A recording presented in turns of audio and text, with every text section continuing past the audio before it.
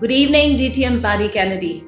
Thank you Good so evening. much for accepting our invite and coming over. How are you doing today? How has your day been? My day has been a wonderful day, a busy day, a productive day, and thank you for inviting me. I think it's not very much a secret that District 105 is my favored district in the world. I probably shouldn't say that too much, but I first came into District 105 when DTAC was in Muscat in May of 2018.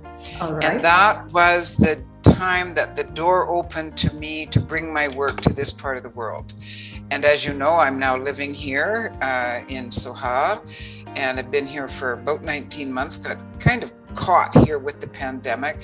So I love District 105. I promote it all the time when I work with leaders that are going on into the executive committee of Toastmasters International. I always use District 105 as an example of how to do things. So for me to be here, even though my home district is 96, Vancouver, for me Okay. to be here and speaking with you today is such a joy. So thank you for having me. It's a pleasure as well. Let me start off with my first question. 49 years as a trainer, almost half a century. You've been an instructor, a coach, and I say 29 active years into strategic communication, delivering professional world class training program. You have authored several articles and a book too. So you've come a long way in this journey. Can you tell us a bit about yourself, a bit about this journey as a whole? I will indeed, and I'm going to share another secret with you. On September 12th marked the 50th anniversary of when I signed my first coaching contract. I started when I was 3. I was very young. I started out in athletics. Way back 50 years ago, there weren't coaches for executives, for communication. I had grown up as a little girl. I'm Canadian. And, Canadians, we love ice. We love ice hockey. We love figure skating. And I grew up as a figure skater. And when I was a little girl at the age of 10, I had this big dream that I was going to go to the Olympics. Oh, And so the 1972 Olympics, I had my eye on that all my young life. And I actually got put into figure skating because as a little girl, I had a lot of pain in my body and the doctors couldn't figure out what it was. And I had long legs, big feet, but I was a short little thing, but I had these great big feet. And the doctor said it was just growing pains. She just needs to grow into those big feet of hers and the pains will go away. But they didn't. But by the time once I got on that ice and I started to skate, I found my home and I loved it. And as a child, until I was 18, 19, I was up every day at 4 a.m., uh-huh. on the ice by 5 a.m. Even in high school, when everybody was going out and going to parties, and not me, I couldn't do that because I had to get up at the crack before dawn and get on the ice. And I loved it. And when I tried for the Olympic team and I missed it by 1/10 of a point. Now, everybody, my coach, my mom, everybody was crying, but I actually was not crying. I was, oh, please, God, let me quit doing this training. Because by now, the pain in my body was completely beyond anything and nobody knew what was going wrong with me. Oh, So okay. I retired, and at 19, well, just before my 19th birthday, a couple of months before my 19th birthday, I began coaching young skaters in Western Canada who the Canadian Figure Skating Association had hopes that these young children would eventually make it to the Olympic team. Mhm. And, a skating rink is very, very cold. In Canada, especially where I was in Alberta, it's very, very cold. And I found that even coaching, I couldn't keep up to it. My body just was literally falling apart. And they x-rayed my joints and they found that my joints were just breaking down and literally breaking, bone chips all through my spine and my knees and my hips. So it was no wonder why I was in so much pain. So I continued to do my best coaching until I was 26. And I just couldn't do it anymore. My body was completely broken and I could hardly walk. By this time I had a baby. The right side of my body was almost completely lame. Oh, okay.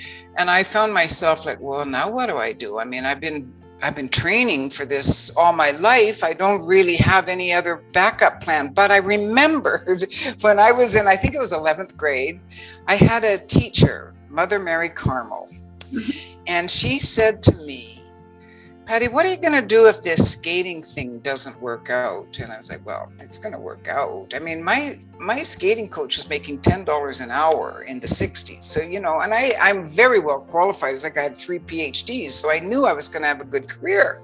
And I couldn't see it. She said, well, it's going to work out. She said, but what if it doesn't? I Mhm. said, well, I don't know.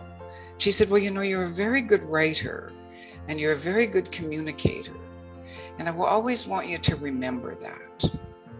Okay, so it all fell apart, and it took me a while to get back on my track, but then I remembered her.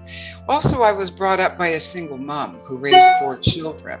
And my mom didn't want anybody to know that we came from the wrong side of the track. So every night after dinner, we had elocution. We had what today is called table topics, because my mom was a Toastmaster. She was a Toastmaster when women had to be registered by their initials because women weren't allowed in the organization. And I remember her, my dear mom, not educated, just, you know, normal high school education, saying, by God, no one will know that my kids come from the wrong side of the tracks. So she made us speak. And we had to stand up and we had to give these little speeches and we had to do all these elocution exercises. So I remembered all of this stuff. And people kept saying to me, Patty, you have a really good voice for radio. So finally I thought, well, you know, no matter how sick I get, I still have my voice. So I studied to become a radio journalist.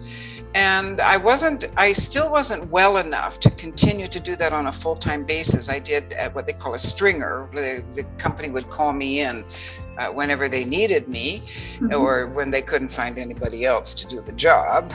And I always said yes because I believe very much in the power of saying yes. And slowly one thing led to another. And I guess it would be in the early 1980s, maybe the late 1970s, when I started the original Patty. It was Patty Kennedy Communication at that time. And I was working mainly with master's degree students and PhD students in helping them write, because they didn't know how to you couldn't understand what they were writing in their dissertations and their thesis. So I started doing that, and then I realized these people don't have a clue how to stand up in front of the committee and defend. So I started teaching them how to speak. And that was the very beginnings of Kennedy Communication. And that, as I say, was way, way back when. And from there, you know, you show up every day and you just go from, God will always take care of you, you know. You show up every day, and it just kept growing and growing. Then I got asked to speak at a world convention in New York at a 5,000 people, they said. And I'm like, I mean, this is how I started. My name is Patty Kennedy. I had to read my name. I mean, it was so pathetic. And then I got asked to speak, and I thought, what am I going to do? New York City, for God's sakes, 5,000 people. And that's when I really remembered Toastmasters and my mom. So I joined Toastmasters. I got a mentor. I did extremely well at this conference in New York City. And before you know it, I was asked to New York to go to work. And before you knew it, I was working in international communication and working with UN ambassadors and top-notch business people, top bankers from all around the world. And you know why I got the job? They wanted somebody with a master's degree and a PhD, and I don't have either of those. And I thought, well, let me just apply. And so I went, and she asked me about Toastmasters because it was on my resume, because I'd been an area governor in those days. And she called me back about a week later and said, would you come into the office? And I remember thinking, that's strange that they would call me into the office to say I didn't get the job. I mean, why would I get the job when the room was full, the waiting room was full of all these masters and PhD people? So I got in her little office and she said, well, congratulations. And I'm like, what are you talking about? I said, why me? And she said, first of all, the way you conducted yourself in the interview was far above anyone else. But I really liked your Toastmasters leader experience and your ability to communicate. And we want you to take these executives to Toastmasters clubs. So there I was in Midtown Manhattan, and always taking my big business guys from all over the world to Toastmasters meetings. And they were always so very, very impressed. So that's how I got from coaching as a kid in athletics and just constantly moving towards the direction where I find myself today.